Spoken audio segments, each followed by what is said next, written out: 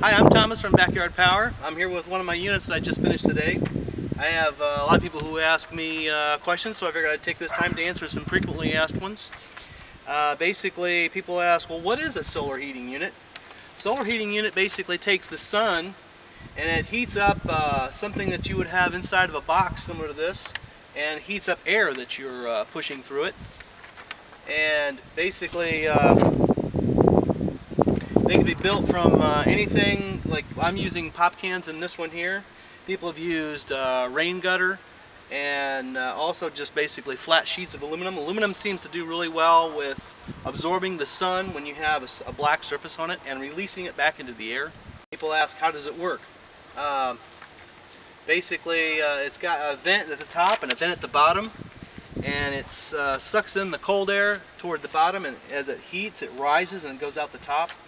A lot of the temperatures that I've taken or measured, a lot of temperatures that I've measured were like 60 degrees going in at the bottom, which is typical like on your floors in the wintertime, and it would come out the top around 110, 120 degrees.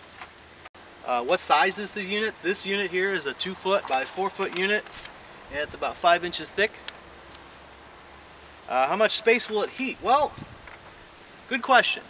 The further south you are, the stronger the sun is, the higher it is in the sky, and it heats up a surface like this to higher temperatures, and you get a little more efficiency out of it. The more north, the less sun you get, but on the average, the sun puts out about 1 kilowatt per meter, and that's roughly average. That's about Ohio, Indiana, Illinois area. North of that you get less. Somewhere like some of the areas up in Canada get about 800 to 900 watts per meter, and then further south you get like 1200 watts per meter. People ask, well, how much space will this heat? This is roughly equivalent to about 2500 BTU, which is obviously about 1000 watts, and that's equivalent to like a hair dryer on low or a small space heater on its lowest setting. But that's constant. Like as long as the sun is shining, it's putting out that much energy. How much electricity does it use? Well, the unit itself doesn't use any electricity at all. You can use it as what they call a passive unit, which means the cold air would go in the bottom and it would heat up and just rise and come out the top. But if you put a fan on it to actually push air through it, which makes it more efficient, then it becomes an active unit. Basically, you're forcing air through it, and roughly it puts out about 2500 BTU. The fan that I have is just a little 3-inch by 3-inch fan. Those only use about 6-7 watts of electricity. That's like 12 volts at half an amp. And I've got a little solar panel over there basically running mine. You can use a solar panel about half the size of the one I've got here. This is about a 20-watt solar panel. 10 watts should do just fine. How do I install it? I have a lot of people asking, well, where would I install this? Well, you can set this just in a window, like on the inside of your house, just facing the window. And when you're done with it, like in the spring, you can just take it, put it away, like in a closet, or store it in your basement. But basically, as long as it's got sun shining on it, it'll produce heat.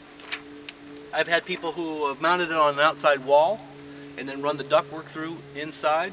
I've had people who mounted it on a roof and ran the ductwork down into the ceiling. Like on workshops, RVs, log cabins, and greenhouses. People use it for a wide variety of things. It's a great little unit.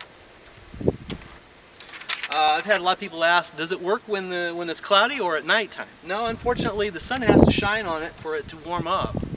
And when it's cloudy, it warms up a little bit. It'll get up to maybe about 90 degrees, but that's not enough for you to get any real use out of it.